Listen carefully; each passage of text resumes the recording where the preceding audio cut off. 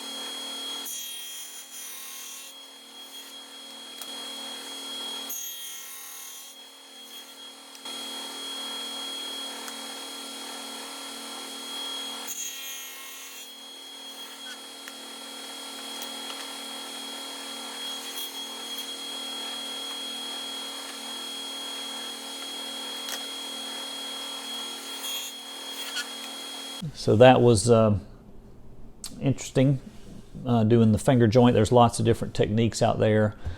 The one I ended up going with was using a dado blade to do a 1/2 inch wide finger joint, 3/4 of an inch deep, to go all the way through the wood here. And so that took a couple tries, and it's still not as good as I'd like it. There's still some kind of gaps in here. So I would imagine with some practice I could get that looking better, but for the most part it looks good. So that was the first part, and then the second thing I did was do the through mortise on this end, and that was the one that concerned me the most. And the thing I tried first, I had just bought a set of straight router bits from Harbor Freight, and I had used the 1/2 inch and the 1/4 inch, and those worked really good for me, so I thought I'd give the 3/4 inch one a try. As it turned out, I had to build a fence for my router table, and that might be the topic of another video coming up soon, but I've got a router table, added a new fence, and I was just going to run that along the 3/4 inch bit with some stops on either end. And I think ultimately what I did wrong was had the router bit too high. I was trying to take off too much wood with each pass, even though I think I had it about 1/4 or 3/8 for the first pass. But it got away from me and tore out the underside of this top piece. So I was smart enough to route from the bottom up, and here's kind of the result. it tore out all through here and had a lot of splintered fibrous wood, so I kind of chiseled it out and made it look halfway decent, just using a wood chisel. But that technique did not work real well, and what I ended up doing that did work was I just drilled a couple of holes with the flat wood bits that were less than the 3/4 inch width, and then just used a jigsaw to cut it out, and that actually worked pretty good. Just touched it up a little bit with a file, and it actually slid in on not the first try, but I just had to sand a little bit with a file, and went in on the second try. So I was really pleased with that. Of course, the other option, if you've got the nice equipment, you can get a mortising bit and a drill press, and I think that would make pretty short order of it, but I didn't want to buy a mortising bit for that. And then the other cut was, this piece has a cut in from each edge to get it to the 4-inch section, and then a tapered cut. So I created a tapering jig for that, and I just did a quick and easy, had a piece of board, and I just used double-sided carpet tape to tape this down with my line along the edge, and then just ran it through the table saw, and that worked pretty well. But now I've started looking at tapering jigs, and there's a lot of good designs out there, so I'll probably be building one of those here before too long. But depending on how often you need one, it's easy enough just to grab a scrap piece of plywood and draw your line on your piece that you want to cut, and you just line that up with the edge of your tapering jig and then run it through the table saw, and it works great. Now, one tricky part with this joint was this shoulder here. So what I did was cut in on each side, and you can see here I kind of overcut a little bit with the saw because the roundness of the saw blade in the table saw, I didn't judge it good enough, but cut in too deep. But fortunately that's on the underside of this top piece, so you can't see that unless you're like looking for it. And then of course you had the same thing when you're cutting the taper. You got to stop the saw short of the thing and then cut it with a handsaw. So as long as you can cut it kind of within 3/4 of an inch of the end, again, that if you don't get it just perfect, it's kind of hidden down in here between the top of the board and the bottom there. So you can hide a lot of mistakes down in there. I think if I had to do it again, I would cut these, instead of laying this piece flat on the table saw like this, I would turn it up on its end where you can get the height of the blade just right. But it felt a little unsafe, so I need probably a miter gauge with a taller fence that I can clamp this piece to as I run it through. So those were really the two trickiest parts of this. All the curved edges, I just drew a line, found various size cans to do the different radiuses. Used, I think, duct tape for these edges. I think it was actually this one right here. So I used that to trace that. And then just a combination of cutting that close to the line with a jigsaw. And then I've got my Harbor Freight belt sander and disc sander. I'll put a link up here in the corner to my review of that thing. It's continuing to work well for me. So you can just use that to sand right up to the lines and get them nice and clean. So that's what I did for this edge, for this top edge. For these other ones, I think that's a concave, convex. Maybe it's concave. But for these angles where I need really a spindle sander, I just ended up sanding those by hand. I don't have a spindle sander yet. But one trick I used there was just wrapping sandpaper around a can like this and just kind of mimicking a spindle sander to get those edges clean. So the same thing for this edge. On this one I just laid out my center point and laid out a point on the two edges, and I just found a real thin piece of wood from my scrap bin and bent that to get the nice smooth angle and just traced it with a pencil. And then when I found out I had cut this too short, because I cut it first thing to the plans, and then realized that this thing in the original design is slid in underneath this top shelf, so it was kind of inset 3/4 of an inch. But I had enough scrap, I just cut a piece here and matched up this angle, so it kind of looks like it's supposed to be there. I was actually pretty pleased with how that turned out. But anyway, I think that's about it. Oh, one other note on the hole in the top here. I used a blade style wood bit, and the hole is a little wobbled out, so probably a Forstner bit would be the best thing to use there if you've got those, to give a more truer round hole. But you know, not too bad either way.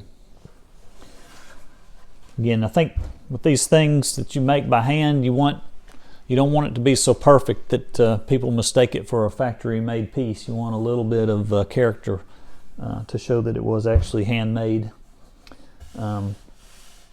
But I'm sure there are lots of perfectionists out there that do want it to be mistaken for factory-made.